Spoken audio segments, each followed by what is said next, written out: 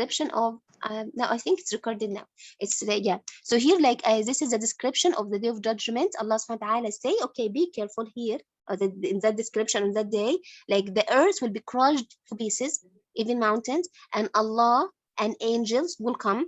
Not only Allah and angels will be coming, dragging the fire. As I told you, it was be gigantic, gigantic. On that day, and only then, يتذكر الإنسان. يتذكر means remember. Remember. الإنسان means the human. وأن له الذكرى. This is every word, Arabic word. I mean, like a very good Arabic word, because like even when you try to think about its translation, you know, it doesn't like, you know, it doesn't give the same meaning. Anna, it means it's too late. It's too late. Like now, at that moment, remembers, like humans remember at that moment who Allah is, only at that moment. But like this kind of remembrance now at this moment is in vain, useless, pointless. Like, you know, it is not important at all. It is not important anymore. So now what happens? Like يقولوا يا ليتني قدمت لحياتي. Do you know, girls, like, you know, my lovely sisters, on that day, everyone, like almost with no exception, except Prophet Muhammad sallallahu alaihi wasallam, will regret. On that day, on the day of judgment, like not only some people say that يا ليتني قدمت لحياة means, oh, I wish, like they will cry and say that I wish I had, you know, like did a lot of, I wish had done a lot of good deeds in my life. قدمت لحياتي. حياتي here does not refer to this life, it means to the life after. You know, like this life is not our real life. This is a test. We should remember that, like, you know, how long we are going to live. Like maybe some people die at 10, at 20, at 30, at 40, at 70, at 80, at 100. And then what? These people, like all people will die. Even like at 100, we all die. And after that, we're going to be buried in our graves for how long? Allah only knows. And then we're going to have this life, like the eternal life, the immortal life is the real life, the second life, not this life. So here, لحياتي doesn't refer to this life. Like at that time, like any human and all human will say that, you know, I wish I had done something for this life, the life of, like, you know, that will follow the day of judgment. And as I told you, everyone will regret. For sure, the polytheists, the people who don't believe in Allah, will regret the most, because they will be in hell. You know, those people who are double-faced, they said that they believe in Allah, but their hearts, they were lying. They didn't believe in Allah. They will also be in hellfire, and they will regret. For sure, the devil and all the devils, like, you know, the devil will regret also the most.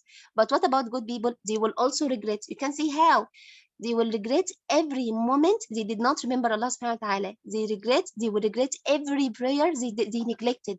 They will regret every day they didn't fast on. They would regret every conversation it was like which was useless. They would regret like every time they backbite someone. You know, they regret every time they gossip. They regret every bad word they said.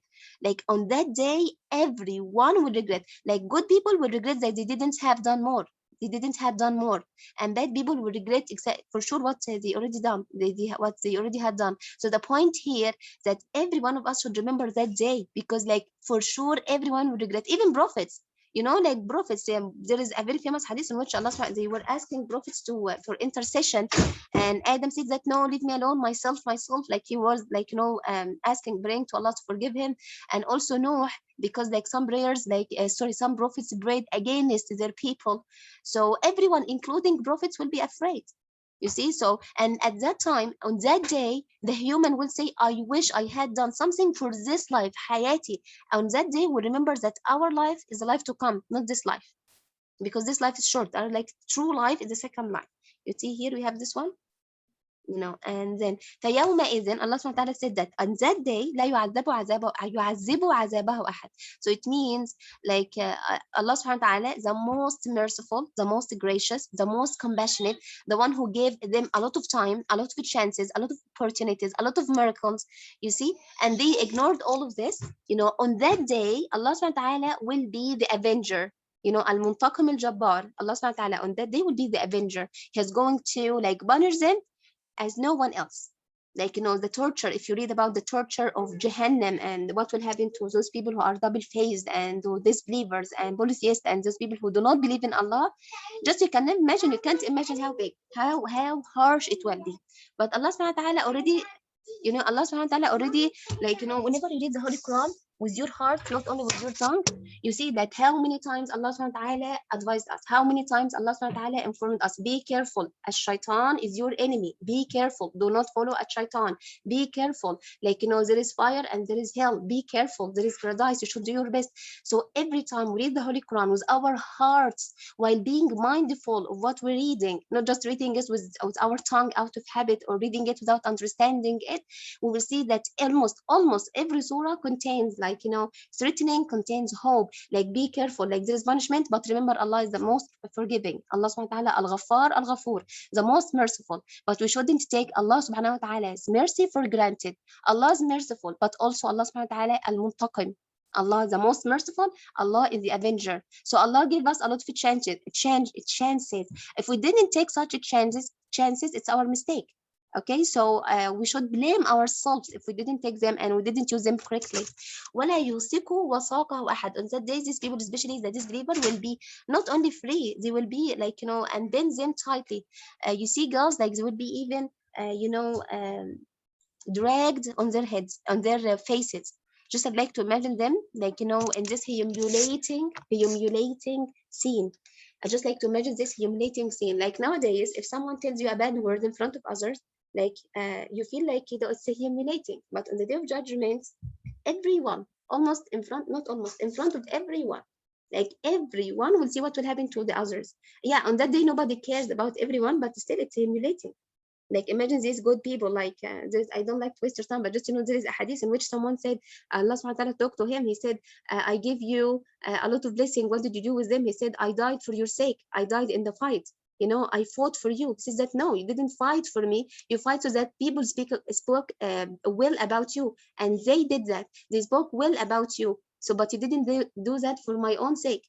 Another one who was taken in front of Allah subhanahu wa ta'ala. Allah subhanahu wa ta'ala told them, I gave you a lot of money. What did you do with it? He said, I spend it for your own sake. I spend it all on a charity. Allah subhanahu wa ta'ala will tell him that no, you're a liar. You didn't spend it for my sake. You spend it so that you can say that you are like charitable person. And they did say that. So like he would be taken to fire. So the point is, like, in this situation, in this place, like everyone on that day, everyone will be like, the truth of everyone will be revealed in front of everyone, and Allah on that day will be the most avenger. Yeah, especially with disbelievers, the one who who died as disbelievers. So here, and again, we have the second part, the other part. Allah subhanahu wa ta'ala is talking to those people who believed in him, who believed and who did a lot of good deeds. يا أيتها النفس المطمئنة. يا أيتها. Allah now is addressing like good people who have this kind of tranquility, who don't have envy, like who don't have doubts concerning Allah subhanahu wa ta'ala, like who feels satisfied, who feels that Allah is all, like they always think well of Allah. They keep positive even when bad things happen to them. They remember it could be out of mercy. You see, girls, like, I just like to do something. Just it take maybe 2 minutes. We think that inflection is is the sheer opposite of mercy. But sometimes mercy can take the form of inflections. You see what happened with Prophet Musa alayhi salam and Al Khidr. When he killed the boy. This one, apparently, seemingly, it seems very like it seems horrible, like they lost their baby, they lost their boy. But in fact, Allah subhanahu wa ta'ala knew that it was good for them. So Allah subhanahu wa ta'ala's mercy sometimes can take the form of afflictions. So we should remember that. So some people, like whether the condition is always tranquil, they're always serene, they're always quiet, they always think will of Allah subhanahu wa ta'ala, and they always keep positive. They're positive that Allah will never turn them down. Even like Prophet Ibrahim alayhi salam, like imagine he was required to slaughter his own son Ismail alayhi salam. And Ibrahim, do you know Ibrahim, how old was he when he got Ismail? He was I think about 86 years old. And he got his prophet, he's got Ishaq when he was 100. So imagine he got Ismail after a long time without children. He was 80 something, and then he was like ordered even in dream, to slaughter his son. And he was thrown into fire by his father, like by his people, and he had to go naked in front of them. And like he lost his even he became blind at the age before the end of his life. A lot of affliction, and despite that, Ibrahim was always positive that Allah is by his side. So my point is, النفس المطمئنة, it means people who feel like certain of Allah subhanahu wa ta'ala. They don't have doubts, and they always stay like, close to Allah regardless of the situation. They don't like, keep blaming Allah for bad things that happen to them. When it's good, like they feel happy and they thank Allah. When it's bad, they have patience, and like they think that maybe it's good for a reason, but we didn't know what the reason is. Allah subhanahu wa ta'ala is saying these people who have this kind of soul, the Syrian one, like ارجعي إلى ربك راضية مرضية. Like, here, return to your Lord, your Allah, the one who created you. راضية مرضية, both.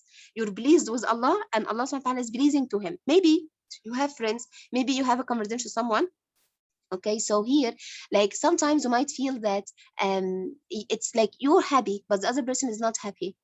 Sometimes like this maybe conversation with someone, and he feels happy or she feels happy, but you do not feel happy. But here, both, like radiyatan mardiyah. So it means like they're pleased with Allah subhanahu wa ta'ala and will pleasing to him. And they also pleased Allah subhanahu wa ta'ala. So Allah is pleased with them, they pleased with Allah subhanahu wa ta'ala. Allah subhanahu wa ta'ala will tell them, "Dukhuli fi ibadi," like join my servant. The best characteristic of everyone on earth is to be Allah's slave. Every prophet was described as Allah subhanahu wa ta'ala's slave. So in order to be honored, like, the greatest honor to have is to be Allah subhanahu wa ta'ala's slave. So Allah subhanahu wa ta'ala will tell such good people, like, join my servants, join my slave, like my people, my servants, my slaves. وَدُخُلِي جَنَّتِي, and enter my paradise. So here we have Surah Al-Fajr from the very beginning. It starts with using the logic in order to convince people of Allah subhanahu wa ta'ala's ability to believe in him. If not, then Allah subhanahu wa ta'ala used, threatening them with, and by reminding them of people of Ad, people of Thamud, and Fir'aun and his, and their all unfair kings at that time. And those people who were, Allah subhanahu wa ta'ala put an end to them because of their corruption and transgression and, injustice. And then Allah subhanahu wa ta'ala told them, you people like have misunderstanding of my blessings.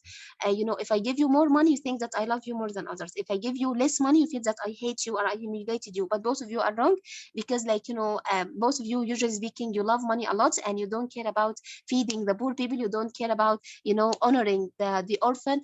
You just, you take each one's, like, others' inheritance without even thinking about it. And then Allah subhanahu wa ta'ala started to describe the day of judgment, on which, the earth will be crushed, devastated, and Allah, an angel, will come to earth, and also, Jahannam, or let's say fire, the hellfire, will be dragged by an endless number of angels. And then on that day, people will remember everything they've done, and they will wish, like they would regret a lot, and they would wish, like if they had done much good deeds for this life, I mean, like the second life. And then Allah subhanahu wa ta'ala is at that time, he said that these people who were extremely unfair, and they didn't respect others' right and so on, will be on fire, and Allah subhanahu wa ta'ala will be tortured as no one else, and they will be like, Allah will bend them, they will be dragged on their faces like no one else. And then the surah concludes with Allah subhanahu wa ta'ala addressing good people, by telling them, just come to me, return to myself, join my servant, and enter my paradise. You're pleased with, and I'm pleasing with you. Like they're pleased with Allah, and Allah subhanahu wa ta'ala is pleasing to them. So this is the whole topics, the whole interpretation of Surah Al-Fajr. So do you have any question? Do you have any word you like to ask about its meaning? You liked about meaning or anything here?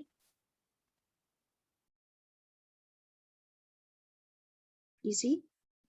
Lovely sisters, do you have any question here? Do you have any question, or do you have any hard words, so that inshallah tomorrow when you read it, if you have any hard words, I can tell you the meaning if you like. So do you have any question here?